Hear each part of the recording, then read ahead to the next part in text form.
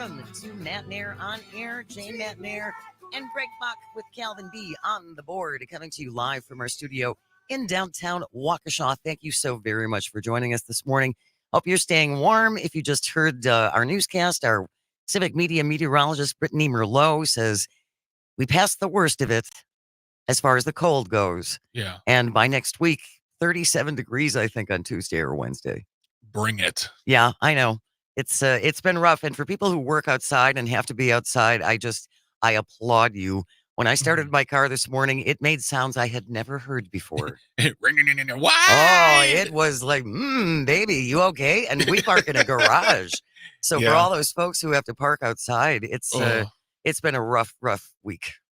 Yeah, we got the cars in the garage too. I haven't even turned my car on since last week. Oh, you better do that. I'll be fine. Okay. It'll be fine. I've been taking Bridget's car because it's bigger and it warms up faster and can get over because I think I told you yesterday we didn't get anyone plowing. So I've been using her car just to push smash it down. Yeah, that's real. That's why next week, if it gets 37, I'll be able to scrape it off. Yeah. 844-967-2789. If you ever want to join us, you can call or text 844-967-2789, or you can watch on the live stream on Facebook, YouTube, and or Twitter.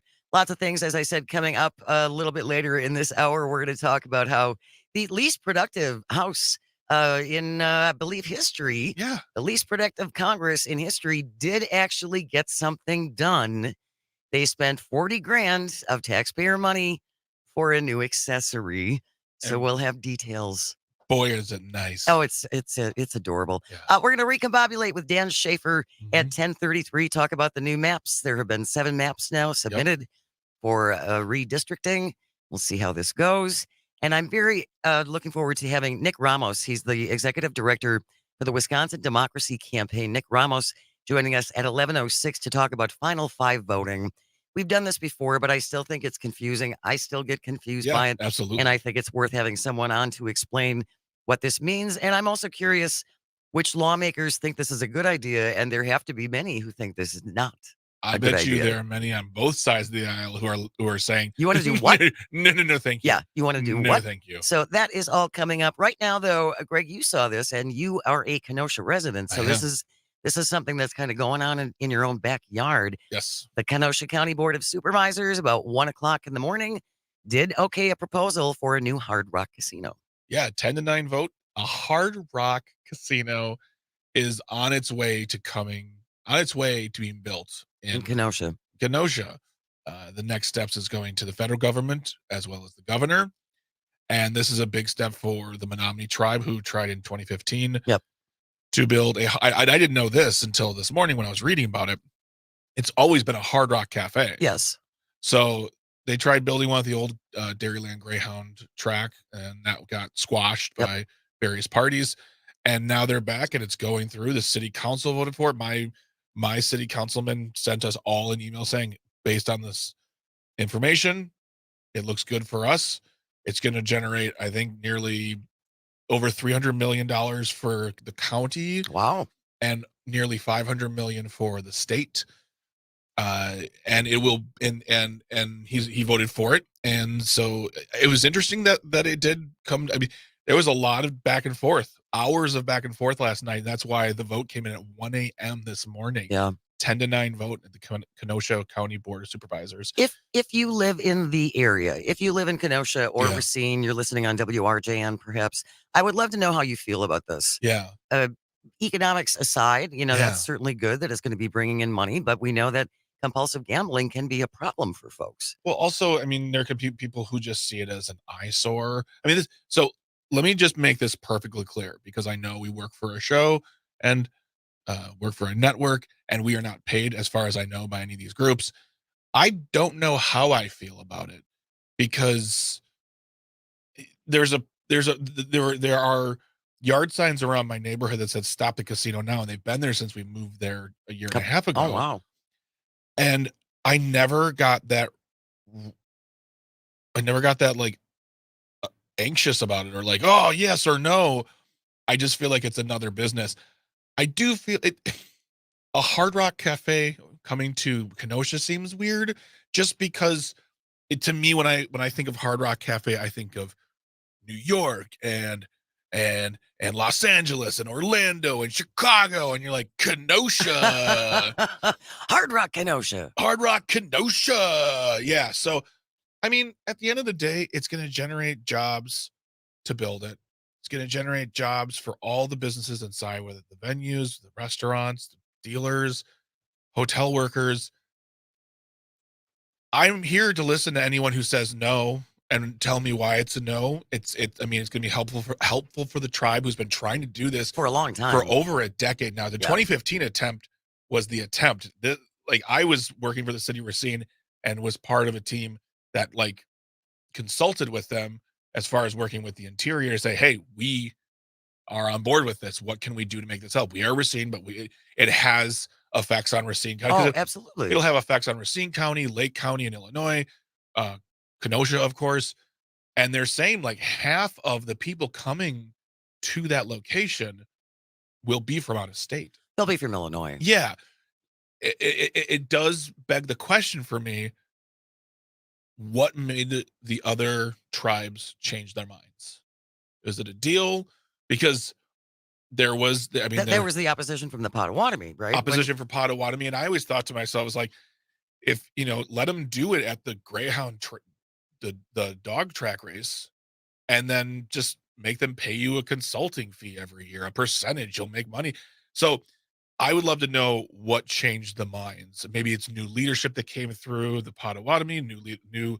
Maybe it's because it's Governor Evers. I have no idea. That's what I want to find out in these coming months as we're getting closer and closer, because it looks like it's going to happen. No, there is not enough of a anti-casino campaign that looks like it's going to threaten it. I mean, county board, city council's on board. I haven't heard anything. I haven't heard the governor say no, and I'm sure the interior will be like, yeah, let's just do it.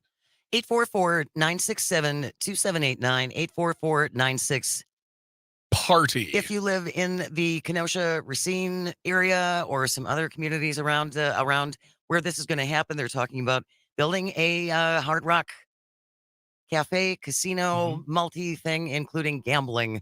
Yep. I am not a gambler. I'm cheap. Neither am I. So I do not gamble. That's not my thing. I've done it a couple times. I certainly understand the thrill of it. I mean, when you hit, but at the same time, I recognize that this is a big problem for some folks. And I think there is always concerns that this could bring other ills as well, including sex trafficking. Well, okay, sure. I'm not going to say no, but that's been happening since before any casino was granted. And I don't hear stories. And this, once again, this is not me fighting on the side of the casino, but like, I don't know of any stories coming out of the Ho Chunk casino or out of the Potawatomi casino of these problems happening. Yes, gambling is addiction to gambling, addiction to anything is a big problem. That's why I hope those who have an addiction will stay away from it. But then there's someone like my 79-year-old mom who could smoke all of you at poker, by the way. She goes and she plays, she plays the low stake video poker. She'll play the tables. She has a good time. She has friends who does. So I don't want to immediately go to the worst of it. The worst of it, but it's important to recognize that there can be problems. And that's what I'm talking about is, if you live in Kenosha, Racine, and you have more information on this, call us at 844-967-2789. That's 844-96. Partay. Exactly. And tell us your concerns. Sherry, let's see here. We got someone on the live stream. Sherry Menozzi says, I'm glad it's not around here in Horicon. Also adding, hard enough to save money. That's true. That's going to be very true. And that's part of the reason why I stay away from gambling, not because I feel like I'm going to fall into the treacherous hole, but I got bills to pay. Well, right. It's a matter of priority. But as you said too, and my mother loved nickel slots. Yeah. She loved nickel slots, and she could afford to play nickel slots. It was a great source of entertainment for her. And like you said, I think a lot of seniors will do bus trips and stuff to go to the casino. Go see a show. And go see a show. Yep. And so this complex is going to include all of that. The proposed right now, it's going to be very close to the freeway. It's going to be Highway 50, which is about a 5-minute drive away from the border. It's literally 7 minutes from my house. Oh, wow. It's and that was the thing, is that at one point it was supposed to be at the Dairyland Greyhound track, Which is considerably further east. further out in the county. Yeah. And it's east, and it's a little more picturesque, and it's not sort of in the way of anything. But this is going to be right at the freeway. It's not going to be in anyone's backyard, I believe. But that's the redevelopment of Wisconsin along the I. They're going to be building those things. You've got, Microsoft is building on the property, buying it from From Foxconn. That's just kind of the way of the future. And so, like I said, if you have major problems, let us know. I'd like to know. I wish I had an opinion hard one way or the other. I just don't. To me, it's another business opening. I think the location is better than the Dairyland. I think it makes sense to put it right next to the freeway. Yeah. I mean, it's going to be close to the cheese factory. Well, and then too, it's not disrupting a neighborhood necessarily. Yeah. And it allows there to be more development. And I will say this, the one thing I do like is that I'm just kind of tired of warehouses being built along that entire freeway. Be nice to see some activity. And Exactly. Some actual Something else besides another freaking warehouse. Sherry also checking in says a casino would bring jobs. It would, yeah. It absolutely would. And again, not just dealers and floor bosses and pit bosses, but hotel workers and all kinds of restaurants and all that stuff. 2,000 seat venue. I'm kind of curious who they're going to bring around, and maybe it's a comedian I can open for them. Just saying, Hard Rock people, hit me up. All right, if you want to check in with us anytime, you can call or text at 844-967-2789 or leave a comment on the live stream on Facebook, YouTube, and Twitter. On the way, they spent $40,000 on what? You're listening to Matenaer On Air, coming to you across the Civic Media Radio Network. Don't go away.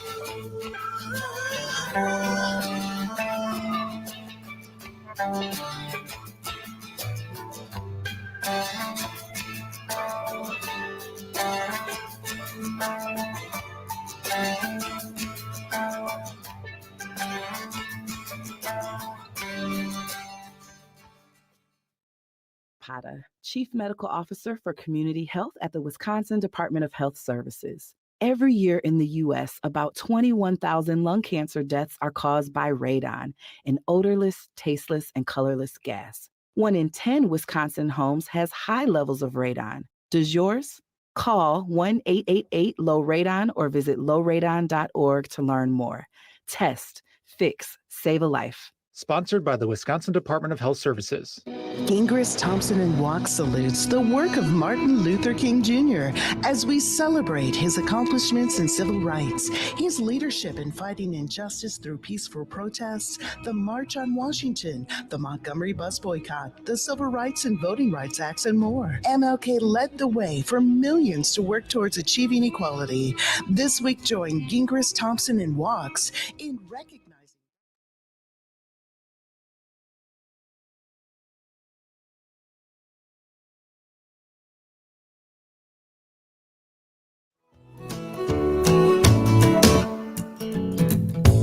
If I had $1 million, if I had $1 million, Good morning. Welcome to Matenaer On Air. Thank you so very much for joining us.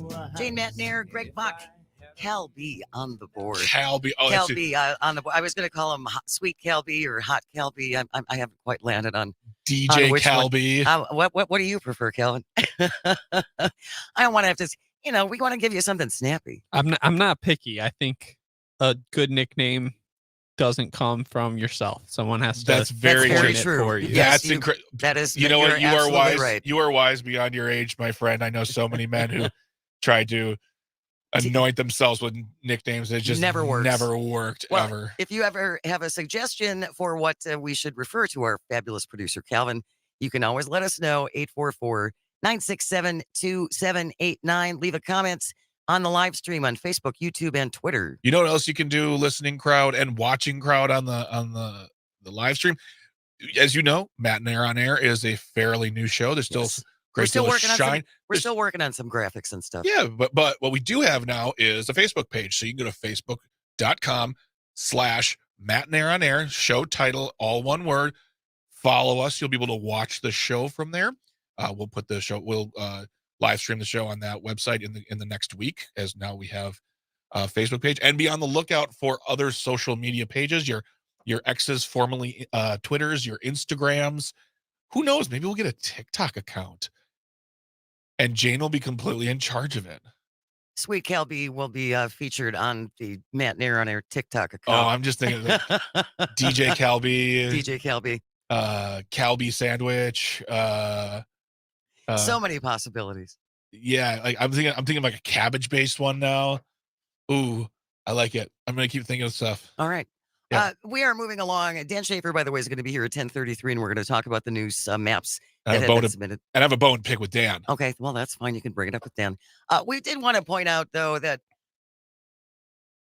the current Congress Oh, they're good. is the least productive Congress, essentially, in history. Do you know why? Because nobody wants to work. Well, they just haven't done anything worth noting other than I think they renamed a couple post offices and stuff. And we still, let's not forget, we still have a government shutdown looming Soon, yeah. before too long. And they did, however, manage to do one thing, Greg Bach. What's and that? I don't think anyone listening would have guessed this in a million years. Everything going on, screaming about the deficit, money, money, money. What did our GOP-led House of Representatives do? I wish I had a drum roll around. They spent $40,000 replacing their current green House member pins with blue ones. She didn't stutter. She's not wrong, folks. 40 grand of your taxpayer dollars to replace the security pins they wear that allow them to get into. Well, they don't have to wear them. Oh, really? It is not required. Oh, that I they, thought- no. The story I read made it seem like this is like. It makes it easier if they wear their house pin. It makes it easier for the Capitol Police to identify them. But you don't. There is no requirement that you have to wear this pin. Oh, One of wow. these folks said that, oh yeah, I keep all my pins in a special case. So you don't have to wear them. 40 grand. 40 grand. And sure, it's a drop in the bucket when we're talking about trillions of dollars and all of those things. But there are a couple of things that irk me about this. There's more than one thing that irks me about this. Go on, though. So they were supposed to continue with the current pins until the next election. Correct. They last 2 years. Yes, they last 2 years. So they were supposed to wait until 2024, and then they could do another house, a new design, which in articles I've read is a far more complicated process than you would think. Yeah. Because you have 435 people who all want to weigh in on their opinion. And apparently there was a pin that they came up with for the House members after 9/11 that was red, white, and blue. Super controversial. The arguments over this, and it looks like an entrance pin to Disneyland. I don't want a button that promotes France. But now they like the blue one. They didn't like the green one. They couldn't wait until after the 2024 election, which is when they would typically be issued. They had to have them now. And, you know, I get what you're saying, and you're right. And by the way, Sherry, who's been commenting all morning, she just wrote one word: shame. It's shame. just, come on, you guys. But you know what, though? $40,000 might be a drop in the bucket inside the bucket to our Congress, to our budget. $40,000 is a middle-class paycheck. Absolutely. That is house payments. That is car payments. That's schooling. That's all sorts of things. Childcare. That is things that could you imagine walking to someone saying, here's $40,000 in cash. Do what you need to do with it. They would probably start weeping in front of you because people need money. They need to survive and live. So yeah, I'm sorry. I don't just see it as $40,000. I see it as $40,000 of our money. for a new accessory. For a brand new sweet pin. 844-967-2789. Cindy from Appleton joining us. Good morning, Cindy. Thanks so much for calling in. What do you want to say? Hey, Cindy. Well, first of all, I agree with you. This is shameful. And second of all, I mean, I don't know how much these pins cost per pin, but why in the heck can't they buy their own flipping pins? Yeah. If I want some kind of an accessory pin, I have to pay for it. Why should I have to pay for their accessories when they make probably a lot more money yearly than I do, and they do a hell of a lot less work than I do? You make a great point, Cindy. And all I can think of is people who are hairstylists. They have to buy their own scissors and combs and blow dryers and all of those things. There's all kinds of professions where you are required to provide that stuff for yourself as part of your job. So yeah, Cindy, I don't know why they couldn't shell out whatever it breaks down to per pin. $91. 91. Oh, well, that's too much. Yeah. They couldn't possibly swing that, Cindy. They're millionaires. Money's tight. They're using insider information, Cindy, to buy up stocks that they're investigating currently. They don't have time to spend their money on a pin. They let us do that. Thank you, Cindy. Really appreciate the call. We should get a pin. We should each get a pin. A Matenaer On Air pin? Oh, yeah. Oh, my gosh. And then we get 2 pins. You get a pin for your show and then a pin for Civic Media.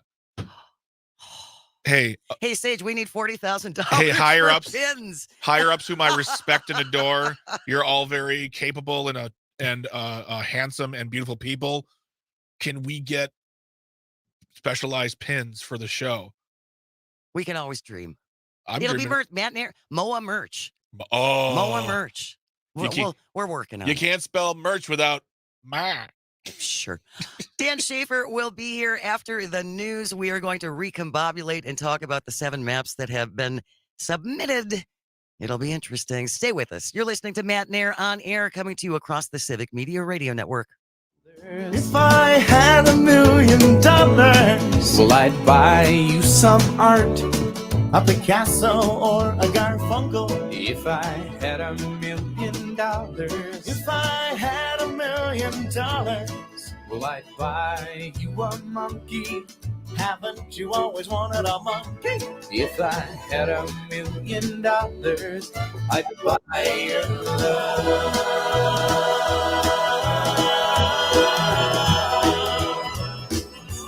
If I had $1 million, if I had $1 million, if I had $1 million, if I had $1 million, if I had $1 million,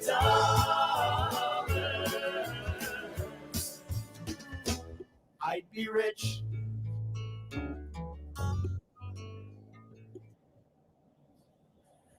Or home of the Earl Ingram Show, weekday mornings from 8 till 10 on The Shaw, 540 AM and 101.1 FM WUK.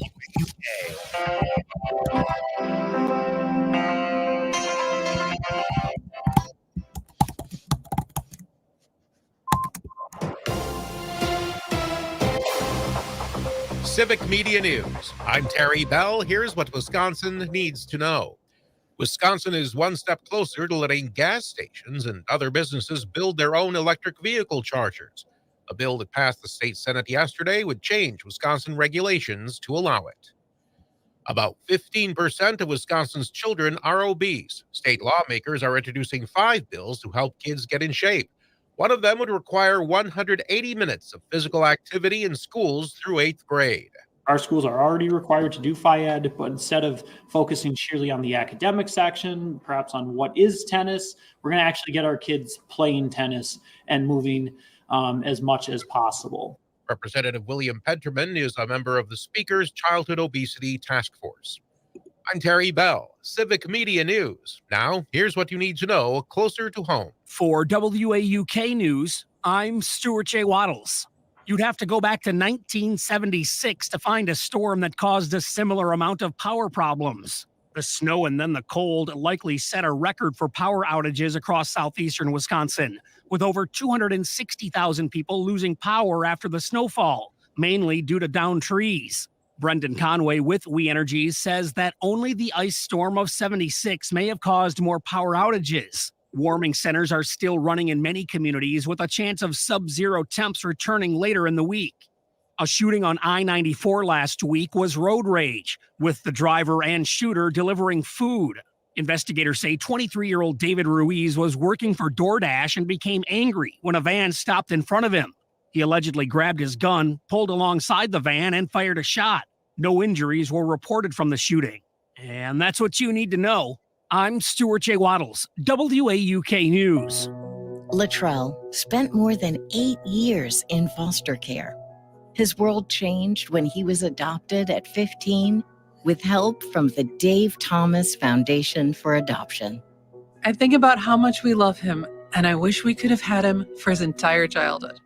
The foundation is changing the lives of thousands of teens waiting in foster care.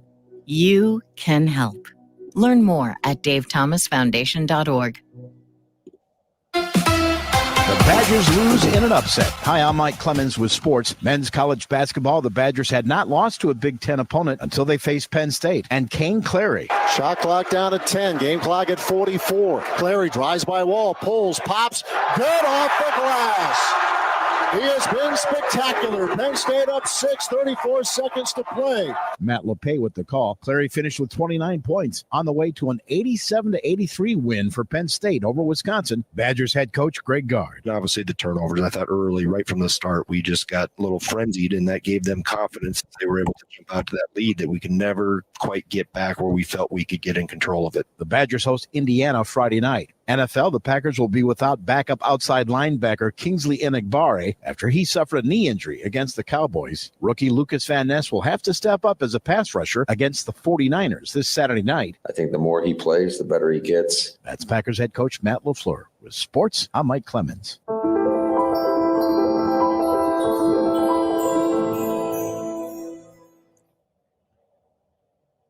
I'm meteorologist Brittany Merlot. The worst of the cold is over, and now wind chills will climb to feeling like near zero. With more clouds building in today, it's acting as a blanket, keeping us warmer. This means by tomorrow, we'll feel our actual temperatures. But still, it's sweater weather, and we don't thaw out until next week. It's 0 at our studios. From the kennel to the coop, whatever the season, Fleet Farm has everything to keep your animals happy and healthy. From training your pup to sit season, to mastering those retrieval skills season. From clipping your horse for competition season, to keeping the backyard birds well-fed season. And of course, loving your pets like family season. There's a reason people say, if Fleet Farm doesn't have it, you don't need it. Because we have it all. Fleet Farm, built for real life. Waukesha, home of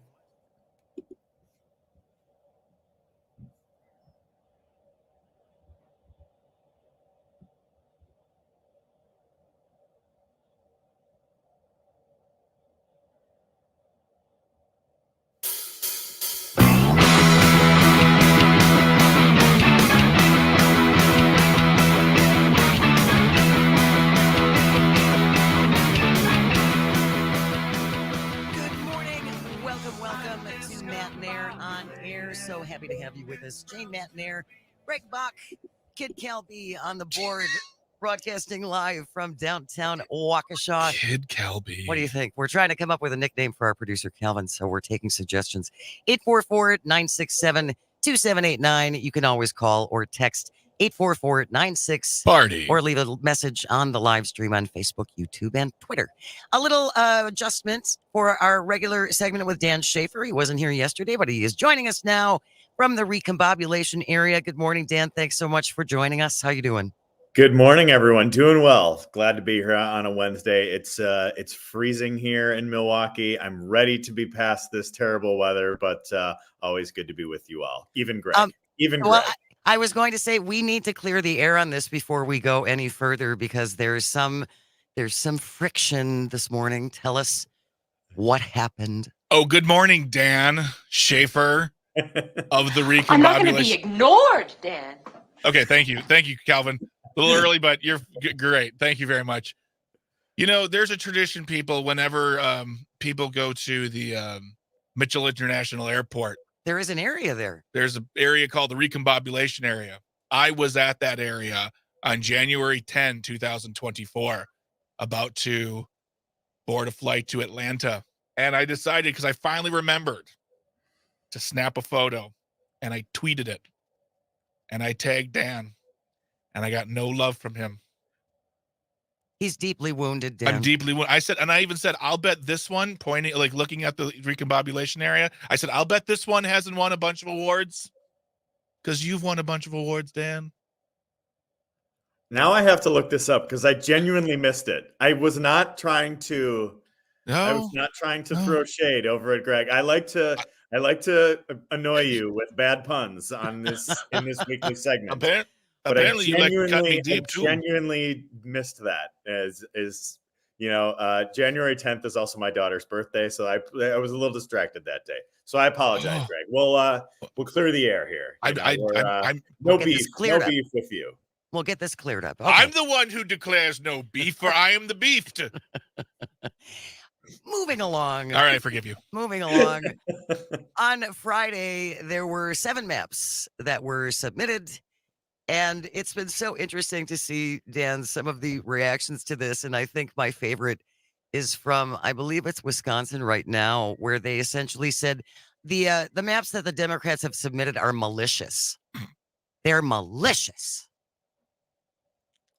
Yeah. Why are they so malicious?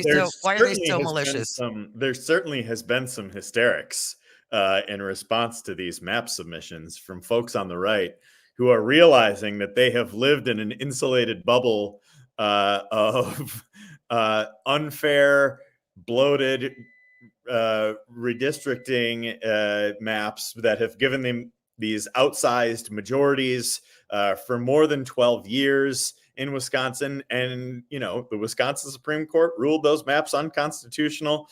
They said we have to take partisan impact into effect as you submit new maps. So we had 7 maps submitted last Friday.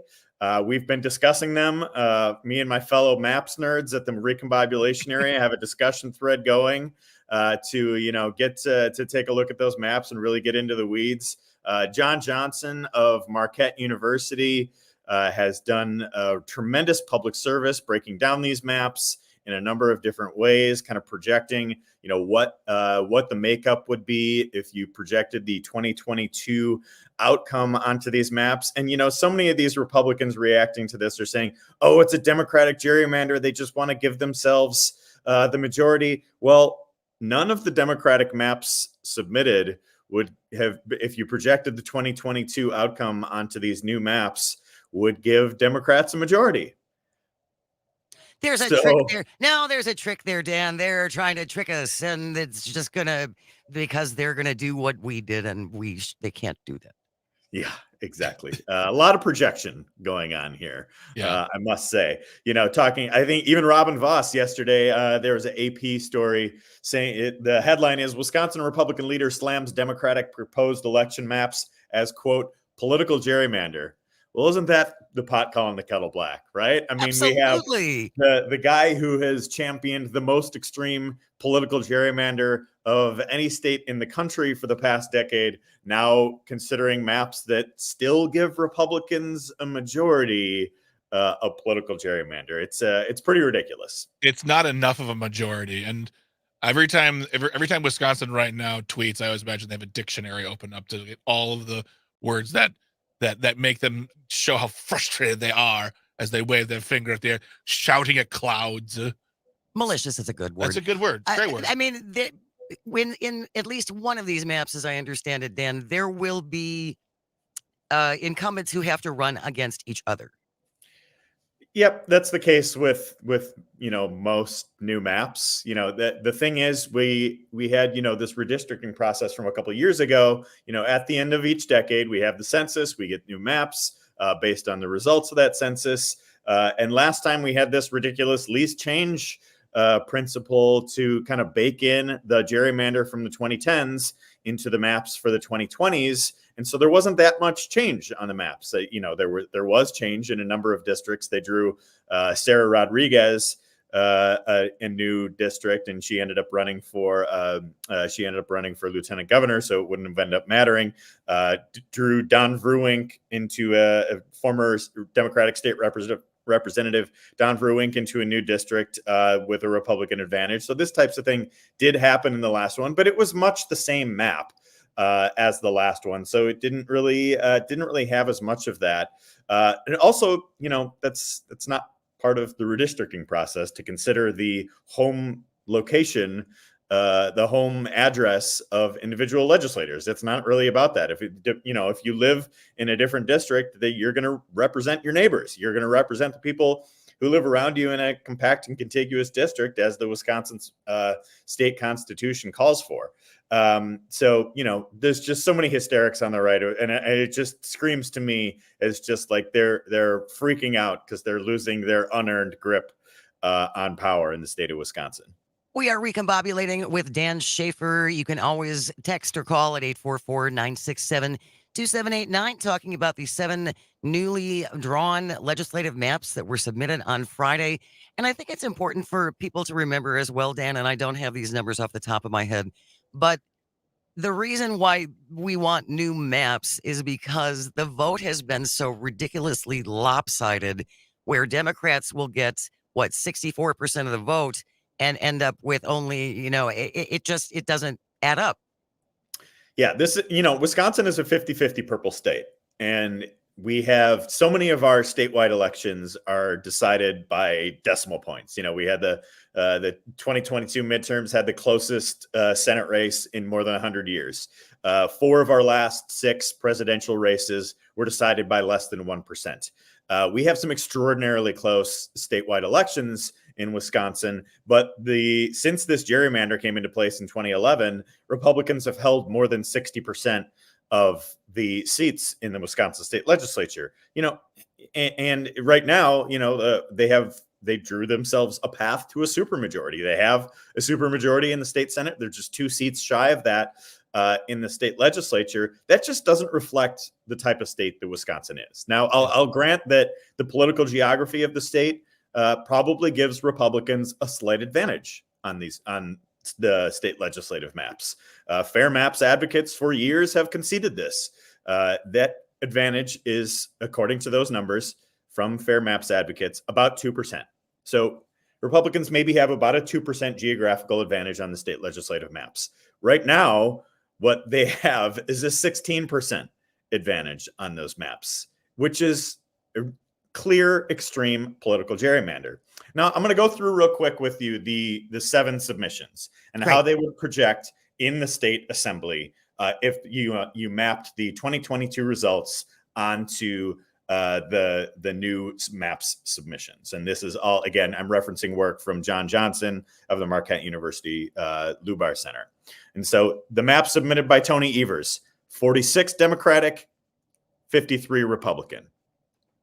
The map submitted by Law Forward and the number of petitioners who brought this case to the Wisconsin Supreme Court, 49 Democratic, 50 Republican.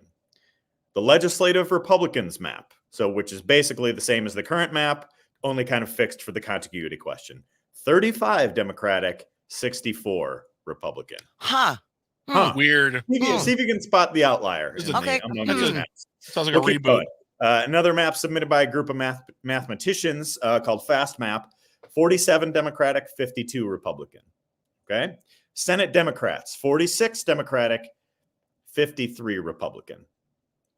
The Wisconsin Institute for Law and Liberty, the right-wing organization, we're familiar with a lot of their work across the state. 39 Democratic, 60 Republican. So even their map doesn't go as far as the legislative Republicans and the current map currently does. And another group that had petitioned the state that they didn't have their case taken by the Wisconsin Supreme Court, 48 Democratic, 51 Republican. What's the outlier there? If we look at all of these different 7 maps submissions, what's the outlier?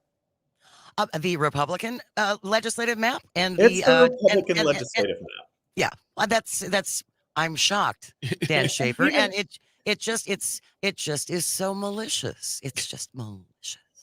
It is, and even the Wisconsin Institute for Law and Liberty map recognized that the 16% advantage is not reflective of Wisconsin. They gave Republicans about 11% advantage, which, is probably not quite reflective of the state electorate again. But they had, there are some qualities to their maps, I must say, that have some positive attributes. They tried not to split as many municipalities or counties as some of the other maps. The map again that splits the most municipalities, counties, and wards.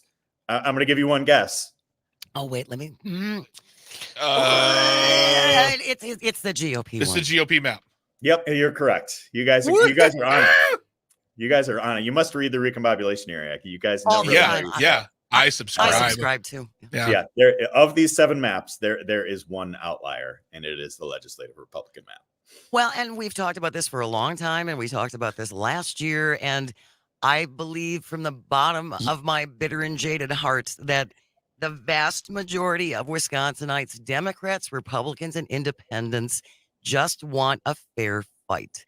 They don't want an advantage for either side or any side.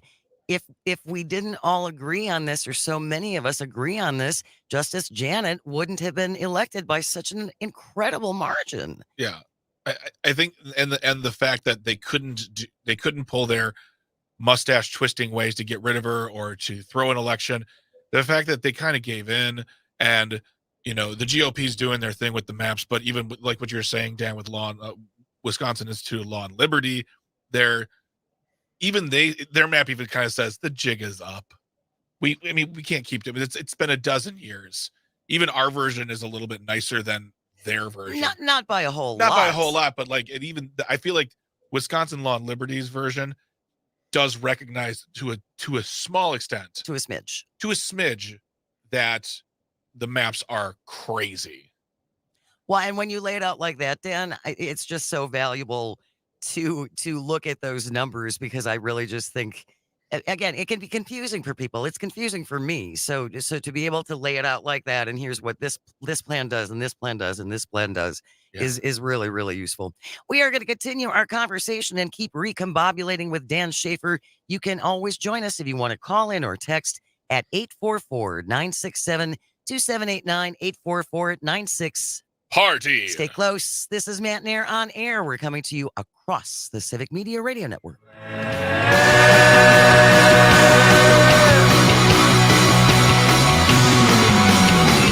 Hoping for a relaxing weekend. Once I get strapped in the 210, wheels up and we'll be rocking. Getting out of frozen Wisconsin. I need you to recombobulate me. I want you to recombobulate me. I need you to recombobulate me. Won't somebody recombobulate me?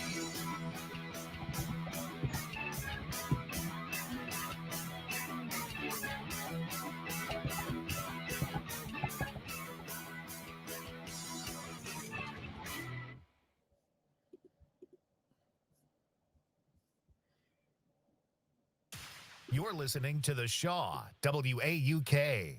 This message is for Shauna, my mom, who just finished her high school diploma. I wanted to say I'm so proud of you for finishing school. You taught me it's never too late to achieve your dreams. I hope to make you as proud as you have made me.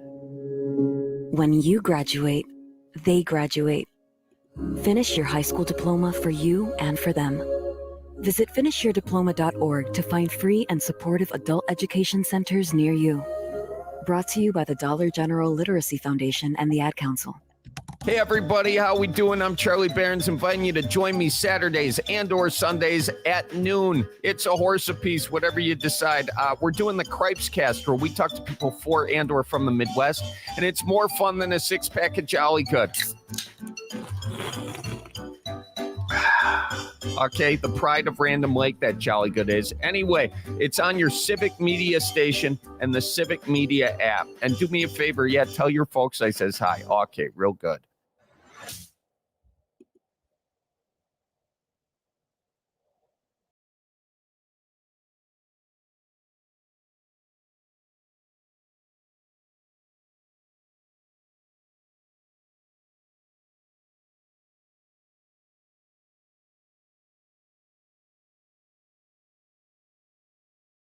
board. No. All right, we're working on Veto. it. It's a work in progress. It's a work in progress. I was trying to do the roast beef thing, and that made it. Oh, well, no. We're taking your suggestions for a nickname for Calvin, too, if you want to check in at 844-967-2789. And a reminder, there is a big football game on Saturday night. Packers at the Niners, 5 p.m. broadcast. Tonight? Did you say tonight or Saturday? Saturday night. Oh, I was like, Saturday night. It's all right for fighting. Sure. Packers 49ers game Saturday night. If you want to catch the game, you can listen. We can't stream the Packers games, but you can listen on a number of our stations, including WRCO in Richland Center, 100.9 FM, WRJN in Racine, and Kenosha at 98.1 FM. So if you want to listen to the game on Saturday night, maybe you're going to be at a wedding, maybe you're going to be at some your kid's sporting event, download the app, and then you can listen. You can listen to the live broadcasts. We are recombobulating with Dan Schaefer, and we're talking about the 7 maps that were just submitted on Friday. What is the next step now, Dan? What's going to happen next? Well, so right now we're got those map submissions, and I think there was another step this week where the parties involved had to share those submissions. And kind of go through it, the data that they had shared. The next kind of big date on the big Wisconsin redistricting timeline is February 1st. That is when the 2 consultants appointed to analyze these maps will weigh in. They will, they will review these 7 proposals, take a look at, how they match up with the court's criteria.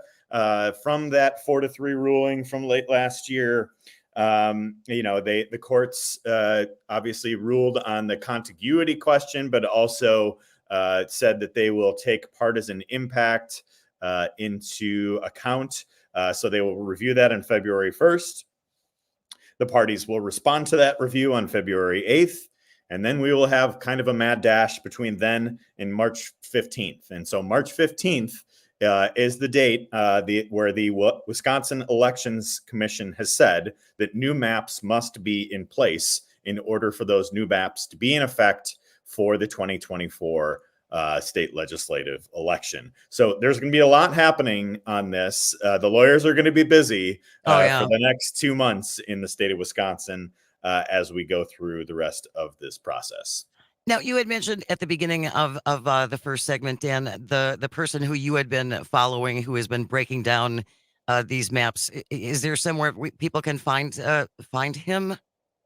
Yeah, John Johnson of the Marquette University Lubar Center. The Marquette University Law School has a blog where you can find that on, and we've also added that to our discussion thread at the Recombobulation Area, which you can find at the recombobulationarea.news. You can also find links to all of those individual maps within our discussion thread, and you can take a look at how they might reflect your community. If you're thinking about running for office, that's something to consider too. Like if the maps have changed and you might want to consider getting into the race, now's the time to be having those conversations. Texter said, well, he had pointed out that Robin Voss said that this is a Democratic gerrymander. And Andrew from Maine texting in, well, Mr. Popcorn would be an expert in recognizing gerrymandering. And I guess we do have to give him a tip of the hat for that. If anybody knows what gerrymandering looks like, it's Robin Voss, right? Yeah. Yeah, and Voss, even when they submitted those maps those maps that were just struck down, he even admitted during questioning from Democratic legislators I think Kelda Royce was the one who asked, it was partisanship taken into account. And Voss said something along the lines of, well, it's a constitutional allowance. We can. So he is more or less admitted during that legislative session, which, by the way, had 0 people speaking in support of those maps, even though there was a 9-hour public hearing where people from all over the state came to voice their opposition to the state's gerrymandered maps. Nobody actually voiced support for those maps. So that's really remarkable. Yeah, that is remarkable that after all those hours of testimony, not one average Wisconsinite came forward and said, yeah, this is great. I love it. We need these. This is what I want. And again, this goes back to my contention that the vast majority of us, regardless of political party, we want it to be fair. And we want it to be a fair fight. And I will always laugh about the calling this malicious. These maps are malicious. Oh, get over yourself. And work a little harder for your seat then, right? Well, that's what they always do. It's like whenever they'll get in our face and say, you just can't take it. You can't handle it. America and blah, blah, blah. And then the moment you get in their face, like, well, these maps are wrong. Like, how dare you? I have the papers. I cannot believe you came to me with such disregard. If you ever want, here's the thing that you touched on a little bit here is that I think Wisconsinites want competition. I mean, people want to see people compete for their votes. Yeah. And so many of the maps on these new submissions have so many more competitive races that would project to be, within the 10-point margin. When I do my preview at the recombobulation area, taking a look at every last race, I previewed all 116 races on the ballot in the midterms. There were not that many of those races that were projected to be all that competitive. Part of that is just the polarization of the state. There are some very red areas of the state and some very blue areas of the state. But there's also a lot that are more in the middle. And I think that was really not reflected in these current maps that were just packed and cracked to show, that to give one party a certain advantage. And I think we're going to have more races where we're going to have Republicans and Democrats competing for votes of independents in the state of Wisconsin, of which I believe there are many. So I think that's going to be, if we get these new maps in time for the 2024 election, which I think right now is the most likely outcome, that we do have new maps for this election this year, we're going to have more competition, and it's going to be really exciting. And as you said too, Dan, hopefully this will encourage more people to look at seriously mounting a run in districts where it simply would not have been possible before. Make sure you subscribe to the incredible and award-winning recombobulation area. Dan Schaefer, thank you so very much. You will be back with us next Tuesday at 10:30. Absolutely. Sounds great. News is coming up next. Stay close. You're listening to Matenaer On Air.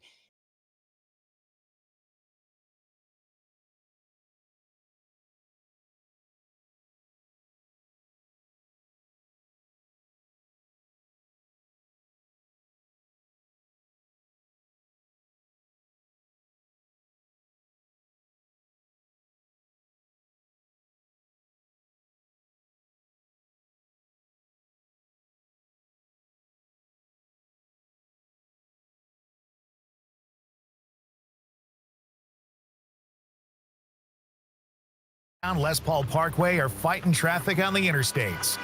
This is The Shaw, 540 AM and 101.1 FM, WAUK. Enjoying this local program? Find the complete Civic Media lineup at civicmedia.us or the Civic Media app. To the big-hearted, the bold, the teachers, the growers, the builders, the change makers, we need you. We are the Peace Corps. In more than 60 countries, we go the distance to make a difference. We're volunteers, partners, communities, bringing our experience, joy, and passion to building a better world together. Are you looking for more? Then we are looking for you. Join us at peacecorps.gov.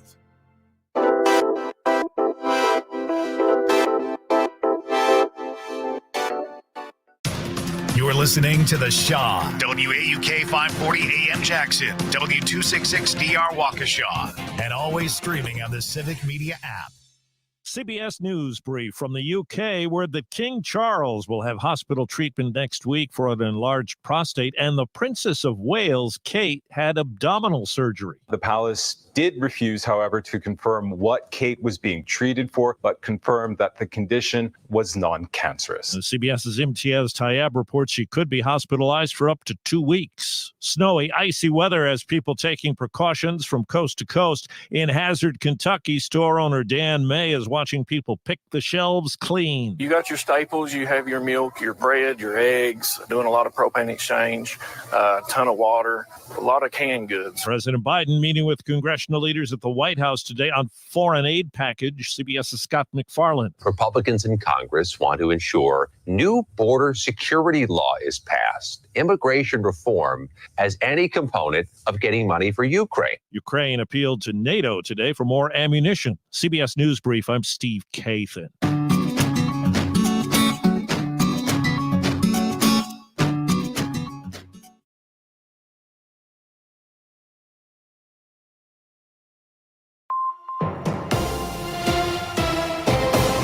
Civic Media News.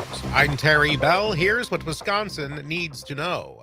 Republicans are defending their decision to fire Public Service Commissioner Tyler Huebner yesterday. Republicans have fired 8 of Governor Evers' appointees since fall, but Senator Julian Bradley says it's not political. We have confirmed over 480 of the governor's appointments. If this were purely political, I suspect those numbers would be significantly lower. Evers quickly appointed Christy Nieto to take Huebner's place. A Democratic law firm in Washington, D.C. is asking the Wisconsin Supreme Court to reconsider the state's congressional map. The Elias Law Group says the court's landmark ruling on the Wisconsin legislature's maps last month calls into question Wisconsin's U.S. House districts. I'm Terry Bell, Civic Media News. Now, here's what you need to know closer to home. For WAUK News, I'm Stuart J. Waddles. The wind chill advisory comes to an end, but don't go get your shorts yet. The dangerously cold temperatures in the area are anticipated to diminish, but forecasters caution that it will still be cold. Temperatures are expected to be in the teens today and most of tomorrow.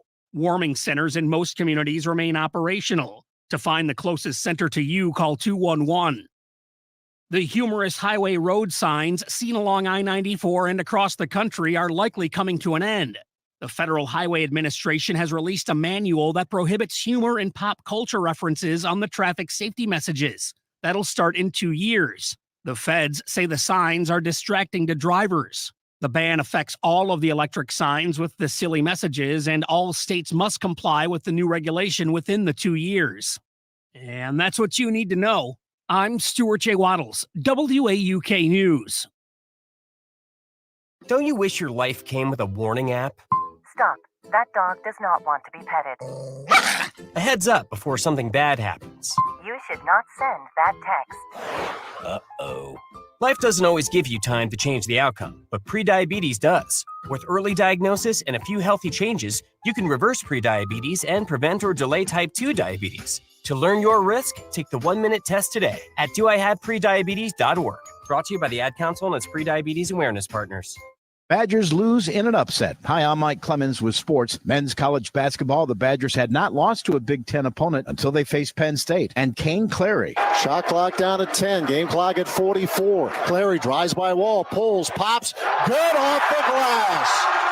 He has been spectacular. Penn State up 6, 34 seconds to play. Matt LePay with the call. Clary finished with 29 points on the way to an 87-83 win for Penn State over Wisconsin. Badgers head coach Greg Gard. Obviously, the turnovers, I thought early, right from the start, we just got a little frenzied, and that gave them confidence as they were able to jump out to that lead that we could never quite get back where we felt we could get in control of it. The Badgers host Indiana Friday night. NFL, the Packers will be without backup outside linebacker Kingsley Enagbare after he suffered a knee injury against the Cowboys. Rookie Lucas Van Ness will have to step up as a pass rusher against the 49ers this Saturday night. I think the more he plays, the better he gets. That's Packers head coach Matt LaFleur. With sports, I'm Mike Clemens.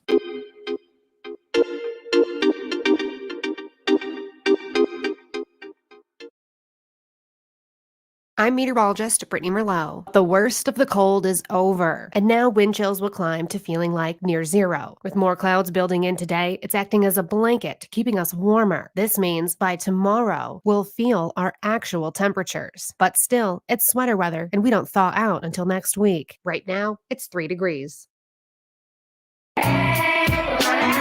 Tune into The Empowered Caregiver with me, Liza Hellenbrand, every Wednesday evening at 7.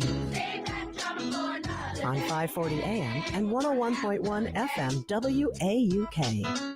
Fear you may be missing out? We're always streaming on TuneIn and the Civic Media app. Enjoy listening live or catch up by finding the podcast at civicmedia.us or wherever you enjoy listening to your podcasts. This is your local Civic Media radio station. Want to hear even more? Anytime? Find all of it at civicmedia.us. Broadcasting.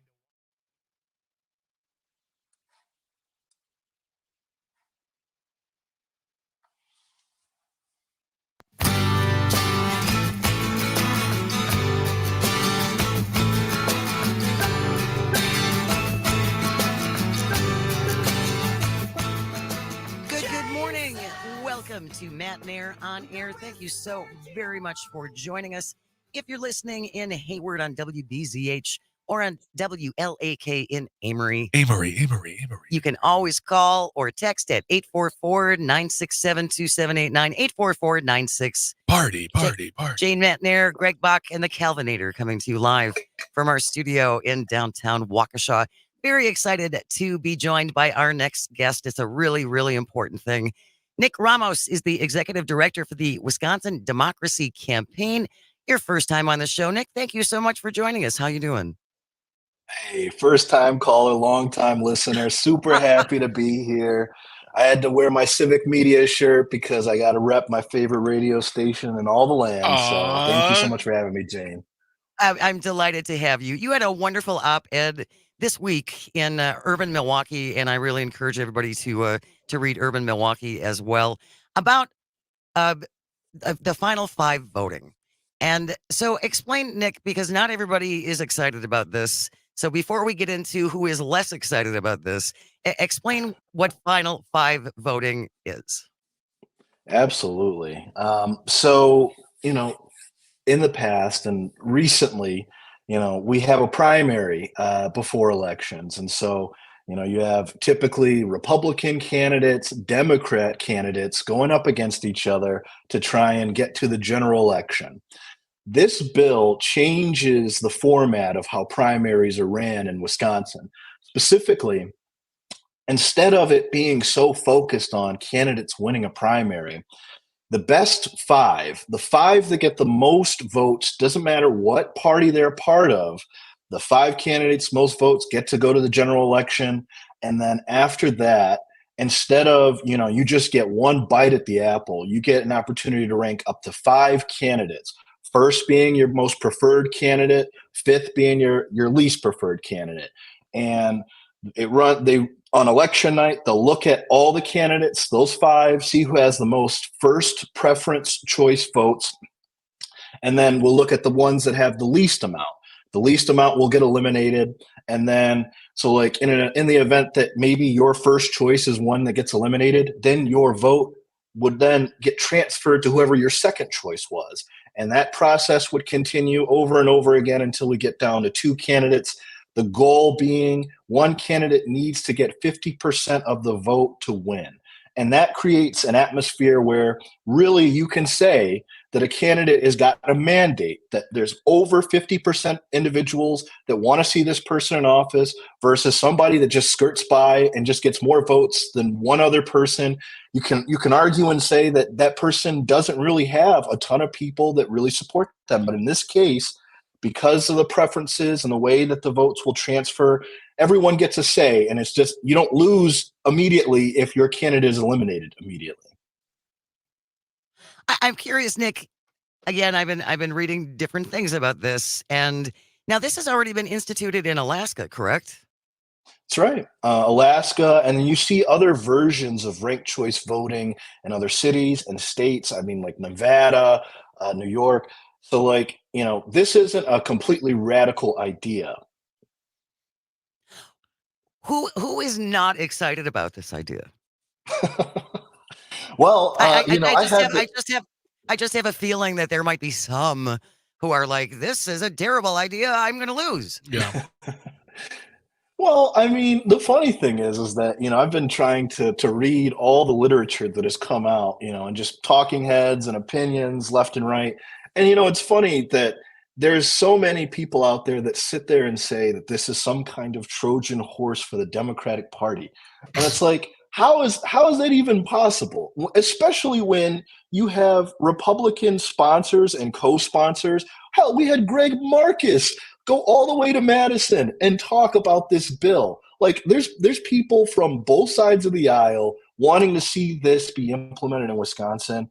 And yet, you have some very power-hungry legislators that think that, oh my God, it's going to change the makeup of how we look at, our congressional Senate races. Then what does that mean if we end up implementing it for other things? And it's like, don't you want more choice for voters? Don't you want voters to feel like they have more power and not feel powerless when they go, cast a ballot?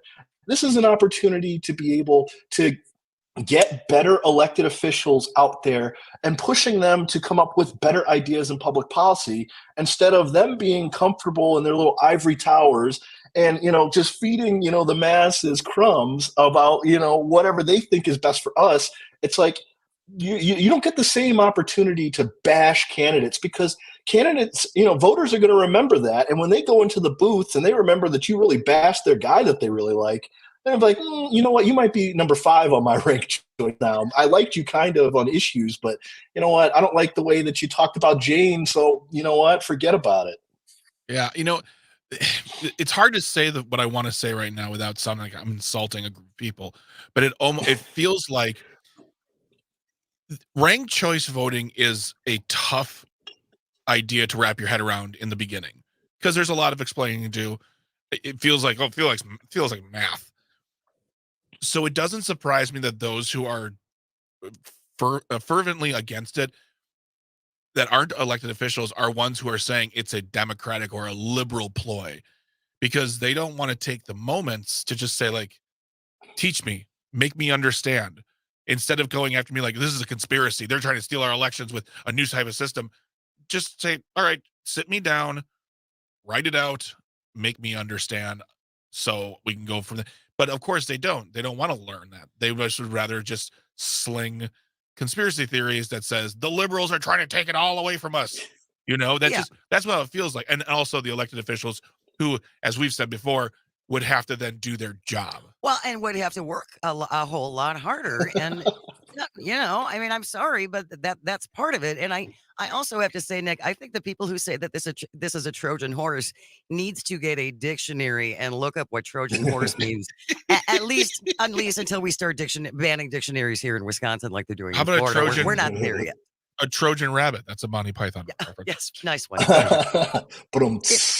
If you're just joining us, Nick Ramos is our guest. He's the executive director of the Wisconsin Democracy Campaign, and we're talking about ranked choice voting. We have Mike from Kenosha is on the line. Good morning, Mike. Did you have a question for Nick? Yes, yeah, thanks. I appreciate the topic. I'm a big fan of ranked choice. I think it's time is more than come. But I just want to remind you guys in the studio as well as the audience that that's just one of several steps that we need to do in order to support the public's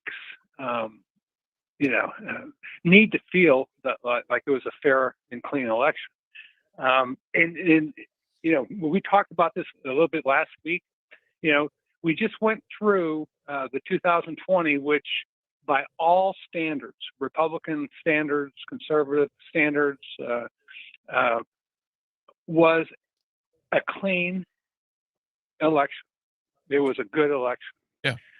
But yet the right-wing machine distorted the truth and put all kinds of innuendos out there just to create enough doubt, right?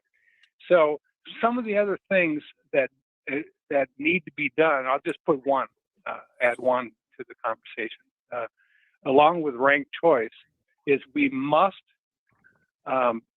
demonetize our elections to allow billions of dollars of dark, unaccountable money to basically fund our elections is insanity. Yes.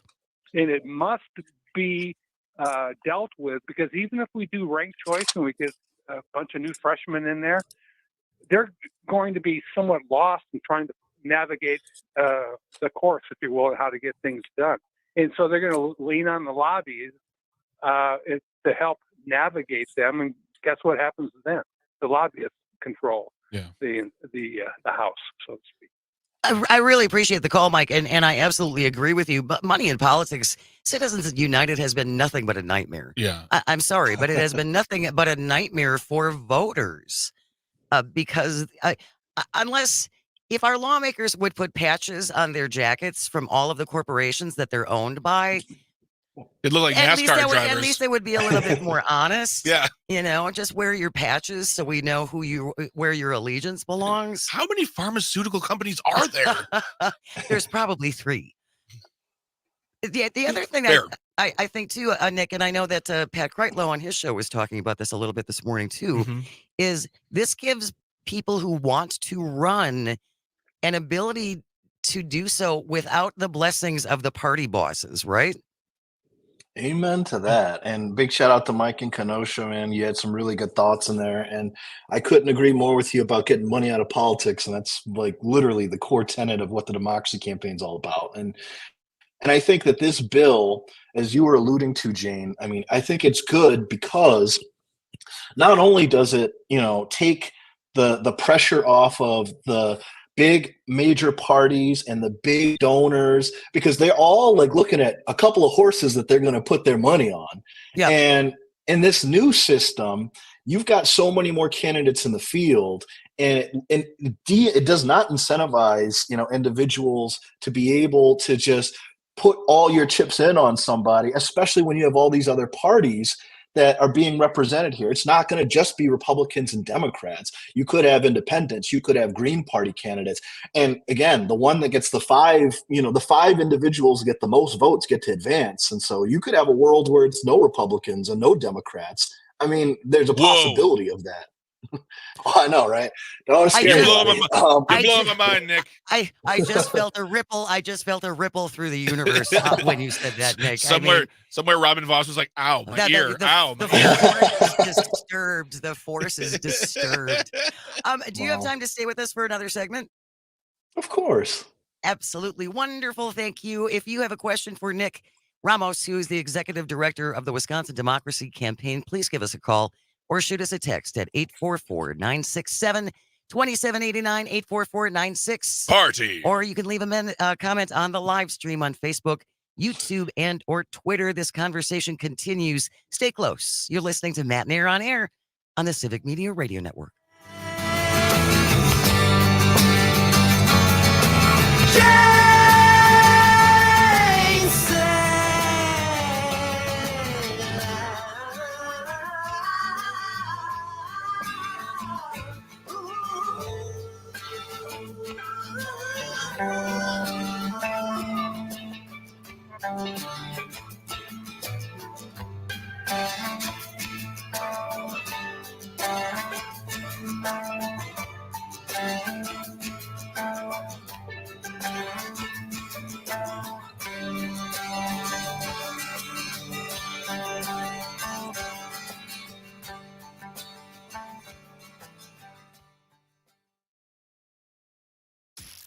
This is the Shaw, WAUK.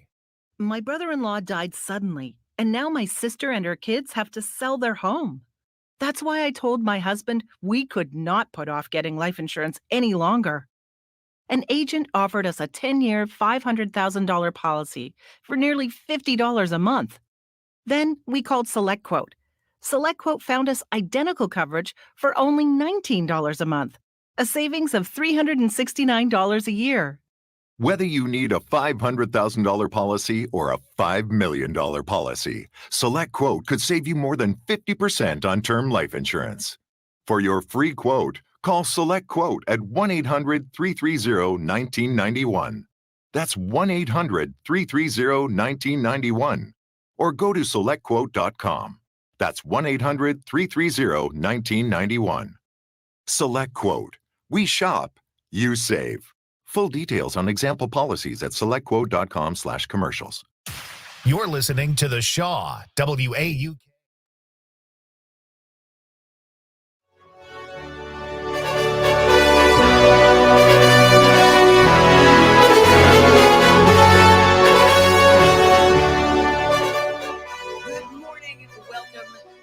so much for joining us. Matenaer On Air, coming to you live from our studio in downtown Waukesha. You can always join us. You can call or text 844-967-2789.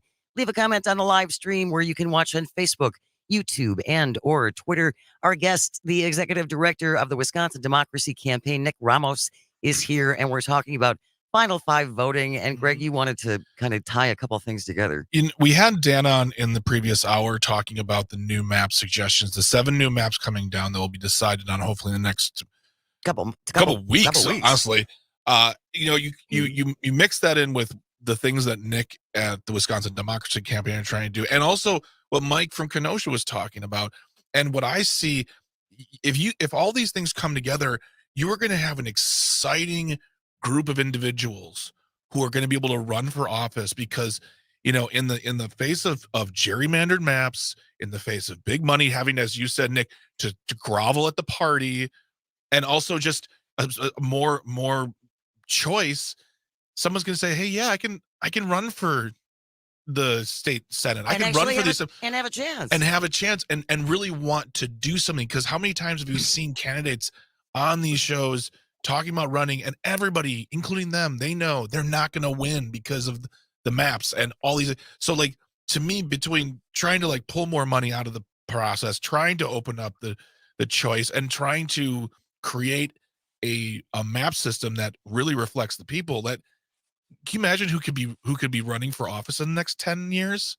That's exciting to me. Even people I disagree with, at least they won't be disagreeable. There'll be people who are like, hey, I just believe in this. And I'm like, all right, I'm not going to vote for you, but you're my number 5. Yeah. But as we've talked about too, Nick, it's an opportunity for people to stay. They're going to have to appeal to a wider selection of people. So I would think that this is going to weed out extremes on either side. If you have to appeal to a wider swath of voters, you can't be in your hard right or your solely hard left lane. You're going to have to compromise if you're going to want everybody's votes, right? You're going to have the attitude of compromise. That's right.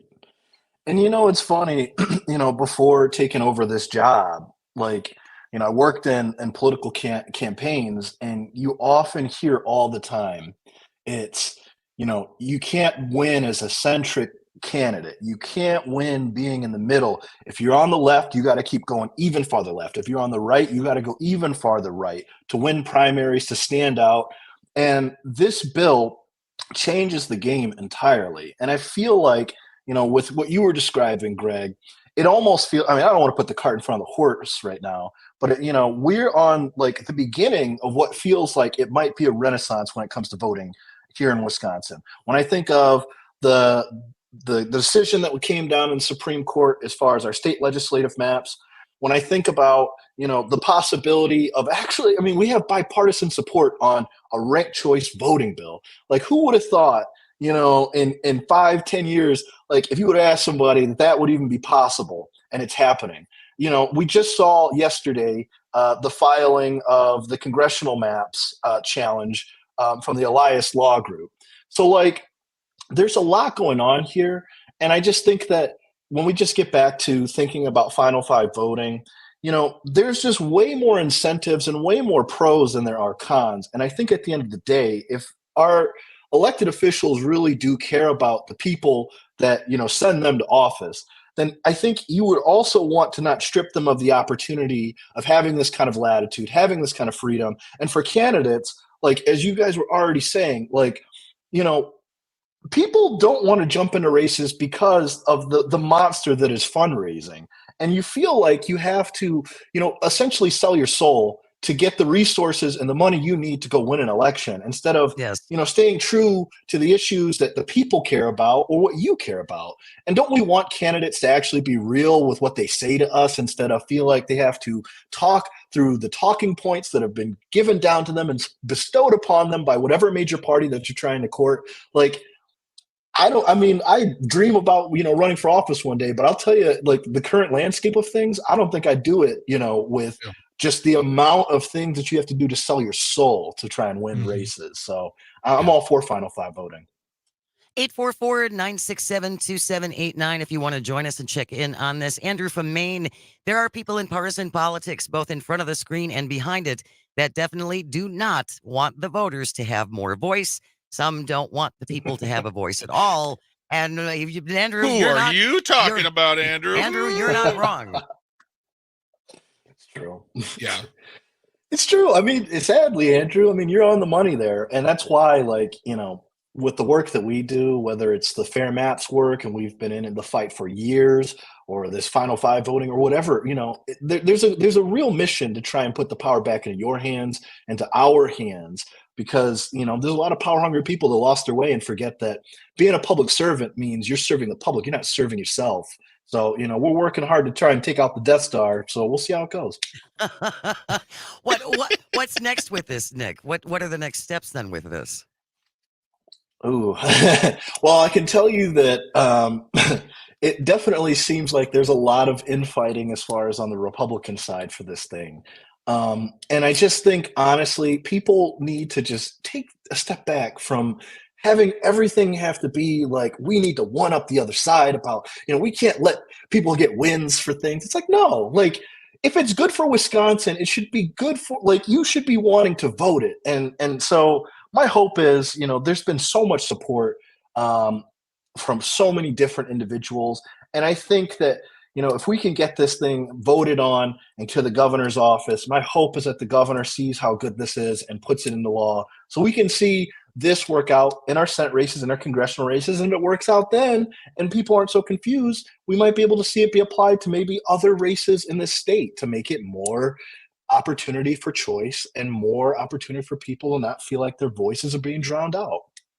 Well, and that's why, Nick, I wanted to have you on, and we're going to keep talking about this because obviously not every Wisconsin resident is listening to this segment, although why they're not, I'm not sure.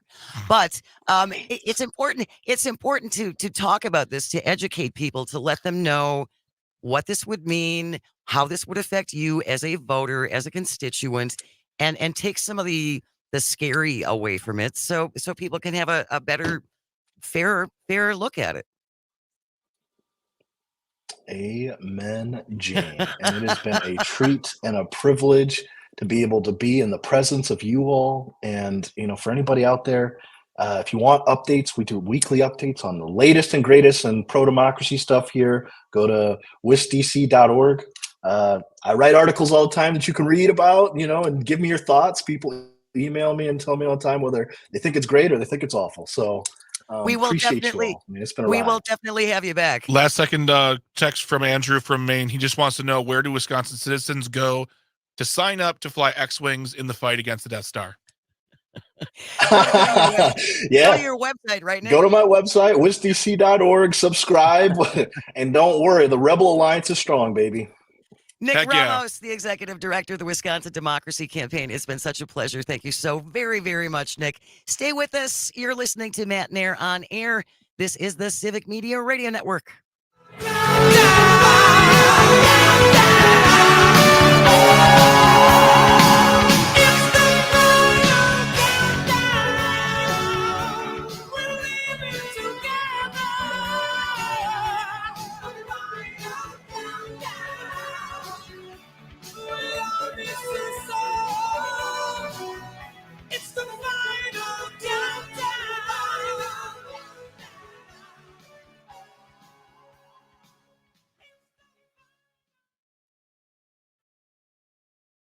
Your home for the Devil's Advocates. Weekday afternoons from 4 until 6 on The Shaw, 540 AM and 101.1 FM, WAUK.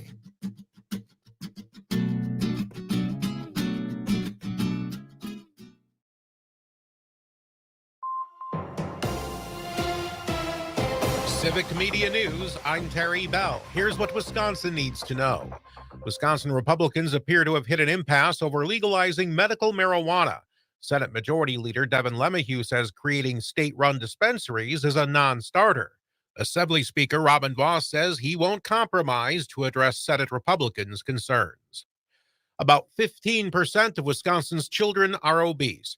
State lawmakers are introducing 5 bills to help kids get in shape.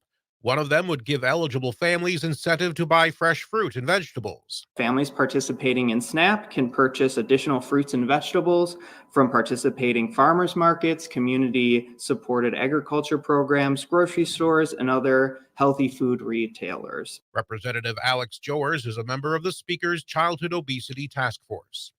I'm Terry Bell, Civic Media News. Here's what you need to know closer to home. For WAUK News, I'm Stuart J. Waddles. The feds are now involved in the investigation into the death of a trans woman in Milwaukee 2 years ago. The FBI and Milwaukee police are seeking information about the 2022 killing of Brazil Johnson, who was fatally shot on June 15th of that year. The FBI has released surveillance photos of a possible suspect and is asking the public to come forward with any information related to the homicide. Johnson's mother believes that her daughter was targeted at least in part because she was a transgender woman. In the city of Waukesha, officials have announced that the drop-off center will have special hours today from noon to 5. That will allow people to bring in tree branches from the recent storm at no charge. The drop-off center will be open for regular hours on Saturday from 8 to 4, providing another opportunity for people to bring in branches at no cost. And that's what you need to know. I'm Stuart J. Waddles, WAUK News. What a win! The Green Bay Packers now face the San Francisco 49ers this Saturday night in California. Catch every play and score on the Packers Radio Network, locally in Racine on WRJN 1400 AM, 99.9 FM, and 98.1 FM in Kenosha, 98Q Country in Park Falls, and in Richland Center on WRCO 100.9 FM. The Packers against the 49ers this Saturday night. Pregame at 5, kickoff 7:15. What a team! The Packers and the Civic Media Radio Network. Badgers lose in an upset. Hi, I'm Mike Clemens with sports. Men's college basketball, the Badgers had not lost to a Big Ten opponent until they faced Penn State. And Kane Clary. Shot clock down to 10. Game clock at 44. Clary drives by wall, pulls, pops. Good off the glass. He has been spectacular. Penn State up 6, 34 seconds to play. Matt LePay with the call. Clary finished with 29 points on the way to an 87-83 win for Penn State over Wisconsin. Badgers head coach Greg Gard. Obviously, the turnovers, I thought early, right from the start, we just got a little frenzied, and that gave them confidence as they were able to jump out to that lead that we could never quite get back where we felt we could get in control of it. The Badgers host Indiana Friday night. NFL, the Packers will be without backup outside linebacker Kingsley Enagbare after he suffered a knee injury against the Cowboys. Rookie Lucas Van Ness will have to step up as a pass rusher against the 49ers this Saturday night. I think the more he plays, the better he gets. That's Packers head coach Matt LaFleur. With sports, I'm Mike Clemens.